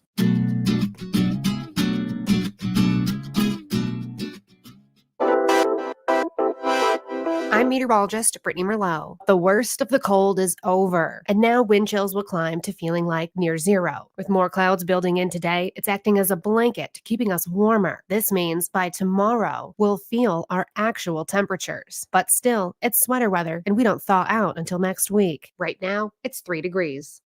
Thrivent is growing in southeastern Wisconsin and is seeking financial advisors. If a career with independence, impact, and purpose is important to you, you should explore the Thrivent Financial Advisor opportunity. You'll build your own business by combining your values, drive, and skills to help others thrive financially and live meaningful lives. You'll get unsurpassed support from Thrivent, a Fortune 500 company that's helped people follow their hearts and strengthen their finances for more than 100 years. To learn more, send your contact info to matthew.witowski@thrivent.com. Keeping Southeast Wisconsin informed.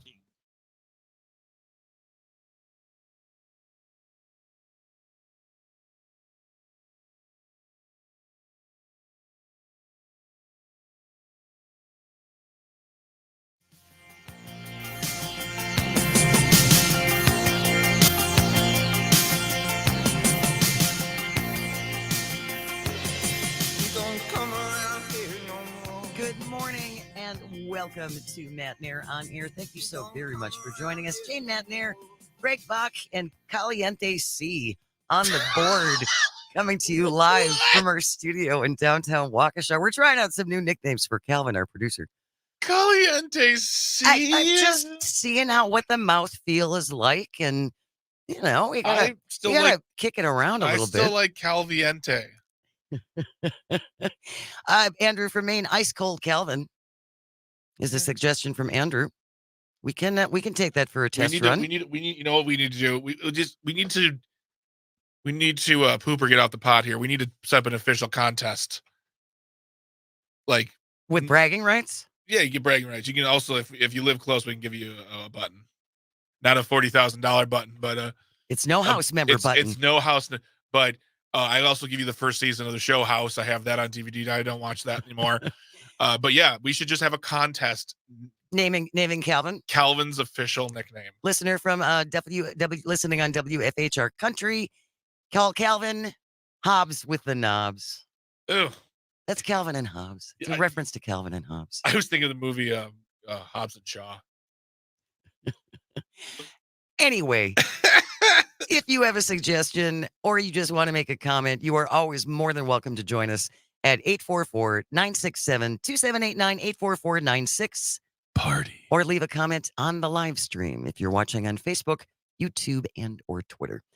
I saw this morning, and I'm very saddened to hear this, and I know that she had been ill for a while, but she was a star on Charmed. Shannon Doherty now has stage 4 breast cancer. Yeah. And she admits that she's hoping she's got another 4 or 5 years. She's not a very old person. No, she's in her early 50s now. Yeah, she's 52. This is her second bout. Her first bout went to remission. And then now it has metastasized. Yeah. And so we certainly wish her well. But it was interesting in this article in the New York Post, of all places. She has a podcast with a friend, and she's very specific about what she wants and what she does not want when she dies. Yes. So she said, there are a lot of people that I think would show up for a funeral that I just don't want there. Yeah. I don't want them there because their reasons for showing up are not necessarily the best reasons. It's like they probably don't really like me, and they have their reasons. Fine, good enough for them. They don't actually like me, though, enough to show up to my funeral, but they will because it's the politically correct thing to do, and they don't want to look bad. I mean, this is a whole different layer. You know, if you're a celebrity or, a celebrity in your community, I understand that. Like, so-and-so passed away, I have to go to the funeral. I have to be seen. It's I'm obligated to go. It'd be rude if I didn't go. You're thinking about yourself. It's not about the person or the people who are grieving around you. It's more about how do I get my clout or at least keep people off my back? Yeah.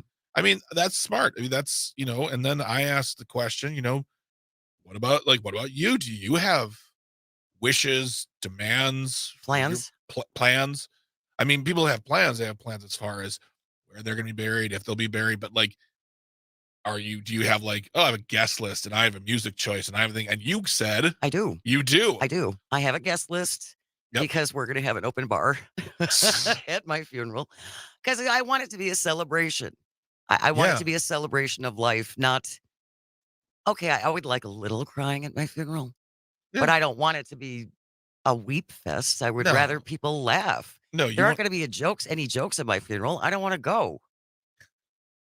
Not that I have a choice. But I have a guest list. Yep. Which has changed over the years. I imagine. Yeah. Some people have been added. Some people have been subtracted. So in my head now, I just imagine, the typical funeral home, but outside the door to go into your services, there's a velvet rope and a big guy with a clipboard, name. Oh, I want a bouncer at my funeral. And just all of the people who have wronged you, who are, who think, well, I've got to go to Jane's funeral. They're like, sorry, you're not on the list. You're not on the list. I'm sorry. I worked with Jane for 22 years. That's great. You're not on the list. So, and she's not here to let you in. No. Yeah. And I don't, maybe this is odd for people. My father was a mortician. Yeah. So we grew up above a funeral home. I lived above a funeral home. So we would talk about stuff like this. And my parents would often just have discussions about how sad it was to see people who did not make any arrangements and did not leave arrangements for the people left behind, because then all these difficult decisions have to be made by them. Yeah. And most people would want to carry out your last wishes, which is why you have to do the uncomfortable thing and you have to sit down and you have to think about it. Well, and the other thing too is there's pressure from the living. And I say that because You know, I have a friend of mine whose grandmother died, and the grandmother did not want a funeral. Just did not. At all. Nothing. It Okay. was you if you want to have a luncheon, that's fine, but I do not want a funeral, period. Well, the family around her was saying, "Well, we want to have some sort of service." And she capitulated and she had a funeral. And afterwards, she told my friend, I wish I'd never done. I feel like I've disrespected my mother's wishes because the people around me said, we want Influenced this. her, yeah. Well, it doesn't matter what the other people want. And I understand it's easier said than done. And funerals are ultimately for the living. Exactly. They are. Yes, it's and they are to a certain degree selfish endeavors, depending on what you're doing. If you're just, like I said, you're getting together for a luncheon and you can tell some stories, that I think that's great. You want to have an open bar and a party, that's fantastic. But if you are buying the mega ultra $15,000 casket with the angel stone engraved, like, this isn't about the person who's died. This is about you and your status and your lack of self-awareness and all the other things I can't think of right now. I get really peeved when I hear about like, because me, I have the same thing. Is like when I die, I know exactly what I want. Do you have it written down? I don't have it written down. We're going to work on that this year. In fact, we wanted to bring this up too. Is it's time, I think, to have Joe McClear back on the show. Our friend Joe McClear. To talk about planning, to talk about options, because that is one of the most important things. And folks, if you know, I'm 46 years old. If you are married, my age or younger, guess what? Still make those plans. Oh, yes. I mean, my wife verbally knows what I want. She knows exactly what I want. And luckily, my family isn't going to fight her. But she knows that I don't want to be buried. She knows that I don't want a funeral. She knows that I want a party and I want a roast and I want good times. That's what I want. But I do not want the traditional things. But it's important to get them, write them down. You have to write it down. The reason this spurred all of this conversation, if you're just joining us, Shannon Doherty, who was a television star on Charmed for a very long time, now has a stage 4 breast cancer, and she is assuming that she's only going to have a couple of years to live, if that. It has metastasized. Yeah. But she's very adamant about what she wants and what she does not want when she dies. Yeah. And it just got us talking about, well, what do you want? And do you have it written down? And I do. I have a guest list. I have all the music picked out. And I also built in 10 minutes for eulogy rebuttals. That's the funniest thing I've heard. Like, and please, Jane, if you and I are friends when your day's end approaches, I would like to be in charge of the rebuttals. Not to say the rebuttals, not to say the rebuttals, but what I want to do is don't tell anybody that, like, because by the time this happens, they'll forget. You have people say their eulogies or their little nice, kind messages, and then I get up and I go, all right, well, thank you, everybody. We will now have 10 minutes of eulogy rebuttals. Anyone who was not a fan of either the speak or the person currently not with us, feel free to come up. You have exactly 1 minute. I like that. Yeah. I think a time limit is important. But now I'm thinking about my guest list. On who will deliver the rebuttals? And no, period. So now I want, like, thinking about the idea of, like, renting a room where there's like a VIP room. So you can come to the party, but then there's a special, like, you know, only this group of people get to go into this room. Oh, you're gonna make your funeral exclusive now? Oh, yeah. We have determined one thing on this show about boy. I'm petty. At least you own it. I do. At least you I do own own it. So, listeners and Calvin, what about you? Well, Calvin's 25 years old. Have you even had one thought about death? Okay, that's just a funny. sad question. It's something I consider, I guess. I'm kind of hoping I make it to the point where I can have my consciousness digitally uploaded to a computer and then I can live forever. Well, that's a whole Yeah, different thought. that's a whole lot of left field, but I hope I got at least 60 or 70 years for that to come to fruition. Good to know. And certainly by that time, you may very well be right. It who knows? By the time Calvin is my age, I mean, what's going to be available? That's not, I mean, yeah. Okay, cool. I want to see that happen. I want to see that happen, Calvin. And then I want, then we'll pick a nickname for you, and that'll all be uploaded into your digital profile. Once we settle on one. Exactly. Lisa Joe from Madison listening on WMDX. Thank you, Lisa. My funeral playlist is over 16 hours long. It begins with, "This is going to be the best day of my life," and it ends with, "When the music's over." That is good. When the music's over. So my last song is "Always Look at the Bright Side of Life" by Monty Python. There's a good one. I do have a question, Lisa Joe. In order to, do you have to, is the funeral going to be 16 hours? Is it going to be like a rave? Yeah, or like a rave? Like they're going to cart your body down some stairs and put you through the streets, and a cortege? Is that what it's called? If a funeral procession? Yeah, with a band, like a New Orleans funeral. Man, I got to think about a guest list and a super guest list, and I got to think about a playlist. There's a lot Oh involved, my Greg gosh. Bach. I'm going to put some really inappropriate songs right after really heartfelt songs. That's kind of how I laid things Yeah. out too. Because again, I would like a modicum of weeping. I just don't want a deluge. I want it to be a party. But then, for my own vanity, even though I won't be there, a little crying would be lovely. Just a little. What if there's an afterlife and you got to watch your own funeral and no one cried? That would be okay, as long as the jokes are good. Yeah. Oh, trust me, I'll make sure the jokes are good. I'll light people like, "You're done. No, you're being the funny guy at the office right now. I wanted real." And if you're listening, feel free to steal my idea of having eulogy rebuttals, because I think it's a great idea. And the reason I came up with this was, again, my father would talk about how, it's amazing when you die, all of a sudden you become a saint. Yeah. And everybody forgets.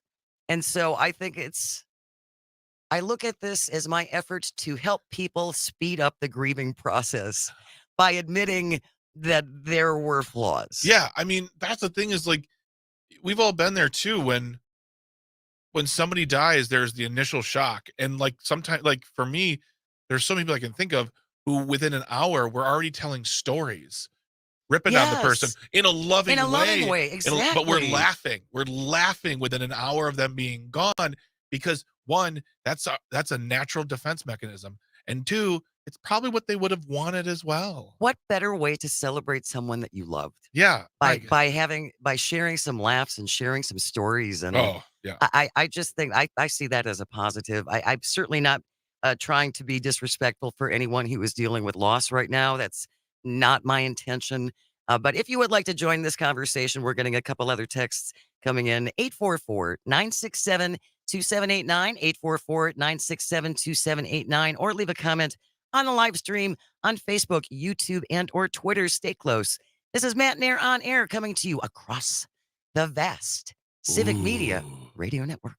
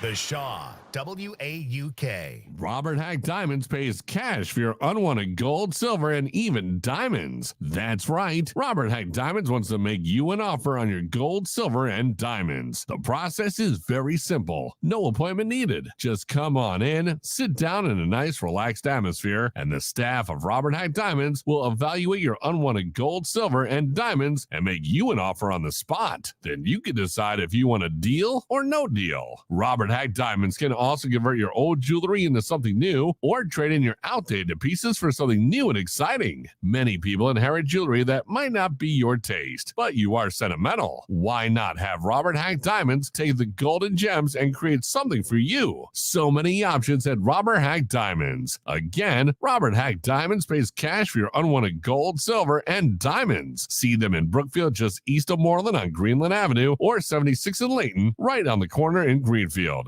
RobertHackDiamonds.com.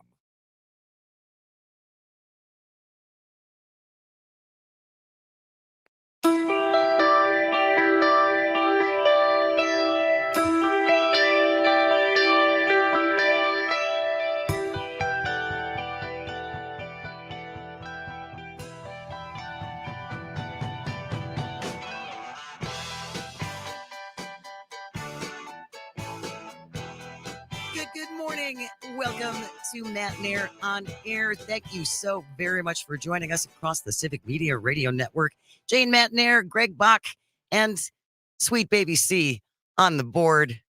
We're looking for a nickname for our producer, Calvin. We're just kicking things around. Oh, fine. You don't have to love everything. I don't like any of them. Digital Calvin from Robert from Monona.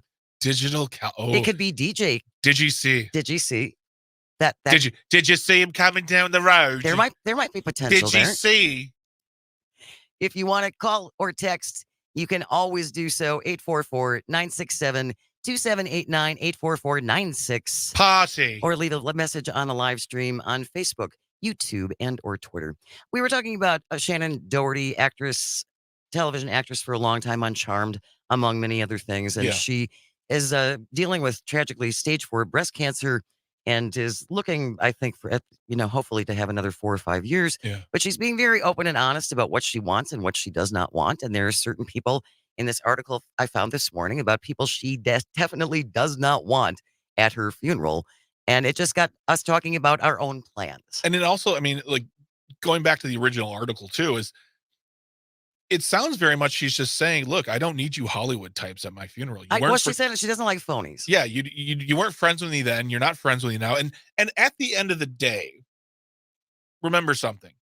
It's okay not to be friends with somebody. Yes.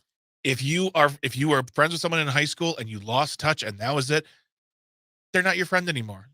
And that's fine. I wouldn't take offense if someone said, oh, hey, we're not friends anymore. I wouldn't be like, they're mad at me. It's just, we don't talk anymore. Don't try. And it goes around the notion of now you're making this about you. And it shouldn't be about you. It's not supposed to be about you. And it's not about you being seen. It's about the person that we're celebrating. Right. And certainly you can celebrate, your memories of that person in your own way. Exactly. That's absolutely valid. 844-967-2789. I do have a guest list because we're going to have an open bar.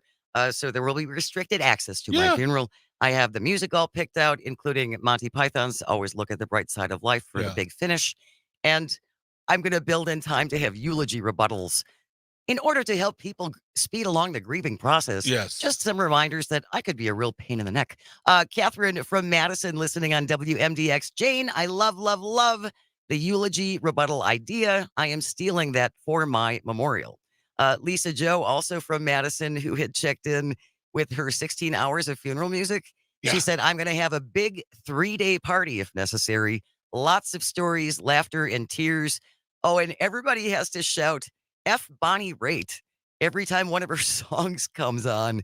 That is a story in and of itself. Lisa Joe, now I'm really curious. What did Bonnie Raitt do to you? I love Bonnie Raitt. Me I'm too. sure there's a very funny story behind that. And I'm pretty sure she'd probably kick anyone's butt too. So I would never say Bonnie Raitt? Yeah. She's lived. Maybe it's said with love. We'll see. Maybe it's said with love. Calvin is going to be on the board at Greg's final prime roast and simply decide to shut the mics off when the speakers aren't funny enough. Andrew from Maine. I would love that. I would love that. And then, oh my gosh, yes. Or you could make it a little more visual and use a hook. Oh no, I want there just like a, I'm gonna think about this stuff, like a big horn. He just presses a huge button. Oh, so many options. So many options. My gosh, I'm really gonna think about this now. Lots of things to think about. Yeah, this is gonna be fun. I can't wait for the VIP. I'm gonna say this right now. there's going to be a VIP plus section. There'll be 3 layers. Is this going to require a subscription or something? What No, are it's going to require. What are we talking about? It's going to require you never betraying me, Jane. Dan isn't in the VIP plus area anymore. Oh, he's in VIP. We've mended our fences. Okay. He has to work now In order to get to the VIP Yeah. plus. Yes. For your funeral roast. Yes. Good. No. Everyone can see the roast. The VIP plus is just the extra ultra party where I pay for you to come to wherever it is. It's not going to be Wisconsin. It's going to be somewhere warm. Oh, it's a destination funeral Probably, roast. yeah. No, I just decided that right That's now. a whole new level. Sorry, Bridget. Didn't mean to throw that spanner in the works. One text I want to share, and this is so lovely, unsolicited praise. Pat from Tosa.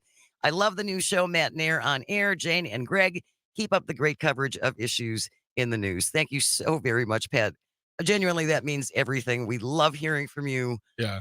And we have an email now as well. We do. So if there is something going on in your community or some issue specific to your area, whether you're in Amory or Hayward or in Bayfield or Eau Claire or La Crosse, Green Bay, Wausau, you name it.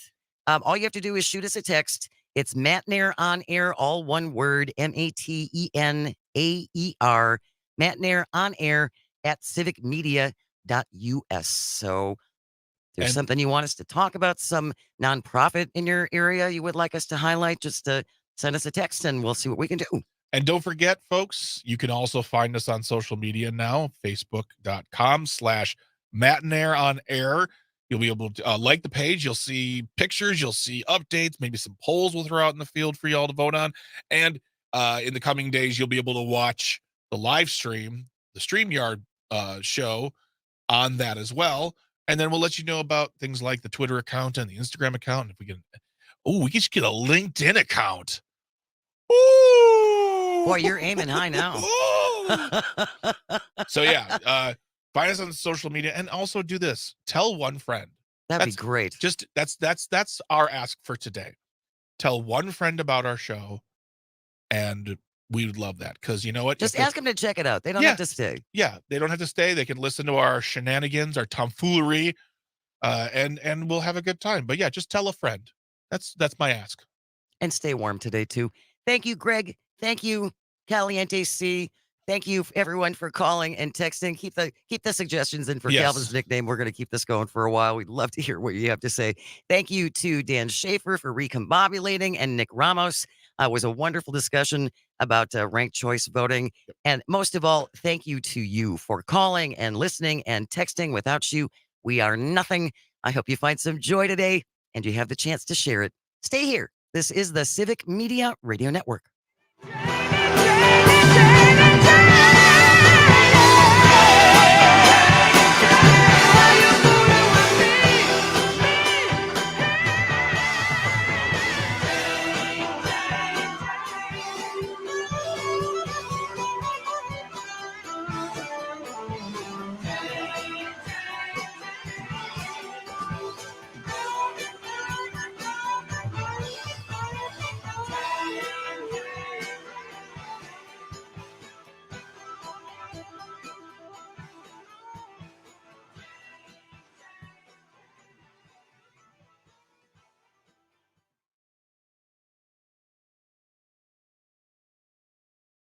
Your home of the Earl Ingram Show. Weekday mornings from 8 till 10 on The Shaw. 540 AM and 101.1 FM.